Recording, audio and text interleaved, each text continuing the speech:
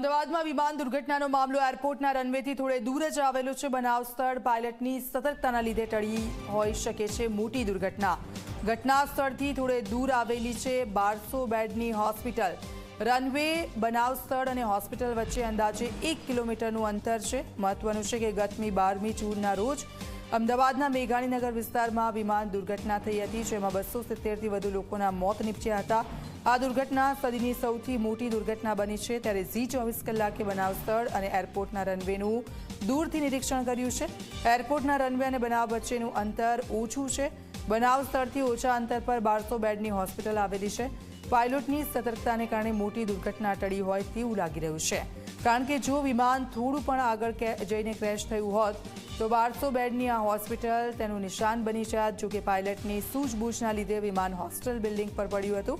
Runway, બનાવ સ્થળ અને 1200 બેડની હોસ્પિટલ વચ્ચે અંદાજે 1 કિલોમીટરનું આ અંતર રહેલું છે।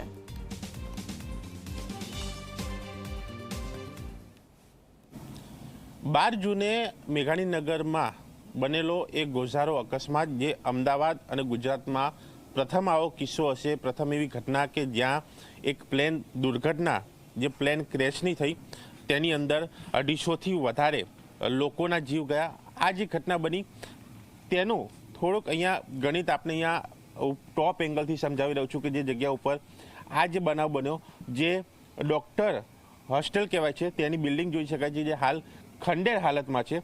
એટલા માટે કારણ કે આ પ્લેન ક્રેશ થયું, એ બિલ્ડિંગને નુકસાન થયું છે અને અંદર તમામ વસ્તુ જે છે મોટાભાગની બળી ચૂકી છે અને બિલ્ડિંગ રહેવા માટે બંધ કરી દેવામાં આવે છે અને ત્યાં રહેતા લોકોને શિફ્ટ કરવામાં આવે છે, કારણ કે ત્યાં રહેતા લોકો પણ કેટલાક મૃત્યુ પામ્યા હતા। જે પ્રકારે આ બિલ્ડિંગ છે, આ જે જગ્યા છે, ત્યાંથી આ ડાબી બાજુ તરફ આ જે જોઈ શકાય છે એ પટ્ટો કે ખુલ્લી ઝાડીઓનો વિસ્તાર, અને તેનાથી જો થોડા આગળ જઈએ તો અહીંયાથી આ રનવે, એરપોર્ટનો જે રનવે જે છે તે પણ ત્યાં દેખાઈ રહ્યો છે કે જ્યાંથી આ ફ્લાઇટ જે છે તે ટેક ઓફ કરતી હોય છે અને તે બાદ આ ફ્લાઇટ જે છે તે આગળ વધતી હોય છે।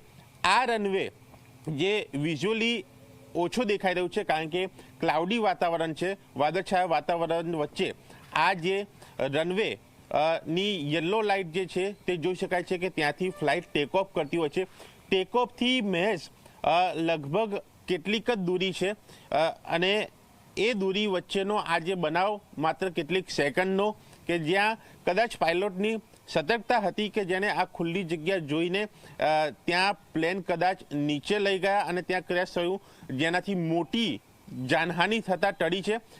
250થી વધારે લોકોના જીવ ગયા છે, પરંતુ જો આ ફ્લાઇટ આગળ ગઈ હોત તો આગળ આ જે 1200 બેડ સિવિલ હોસ્પિટલ પણ આવેલી છે, ત્યાં પણ આ ફ્લાઇટ પડી શકતી હતી, પરંતુ ક્યાંક પાયલોટની સતર્કતા કે જેના કારણે મોટો બનાવ જે છે તે બનતા રહ્યો છે। પરંતુ આ જે બનાવ બન્યો તે પણ મોટો હતો અને જે બનાવ બન્યાના 7 દિવસ આજે થયા છે, 7 દિવસની અંદર જે પ્રકારે અહીંયા કામગીરી કરવામાં આવી છે, તે કામગીરીમાં ગત રોજ સુધીમાં 163 જેટલા DNA સેમ્પલ મેચ થયા છે, જેમાં 124 મૃતદેહ પરિજનોને સોંપવામાં આવે છે। અન્ય કામગીરી પણ ચાલી રહી છે અને તપાસનો ધમધમાટ સાથે બ્લેક બોક્સની તપાસ પણ ચાલી રહી છે। એટલા માટે કારણ કે અલગ અલગ કારણો માનવામાં આવે છે, તેમાં મુખ્ય કારણ શું છે આ પ્લેન ક્રેશનું, તે બ્લેક બોક્સની તપાસમાં સામે આવશે, તે ચાલી રહી છે। પરંતુ આ સીધું ગણિત, આ સીધા દ્રશ્યો કે જ્યાં બનાવ સ્થળથી લઈને રનવેના વિઝ્યુઅલ આપણે જે હું બતાવી રહ્યો છું એક્સક્લુઝિવ ઝી ન્યૂઝ પર,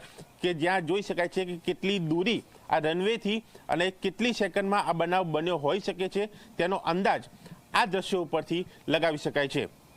કેમેરામેન ઉમેશ સાથે દર્શન રાવલ, ઝી મીડિયા, અમદાવાદ।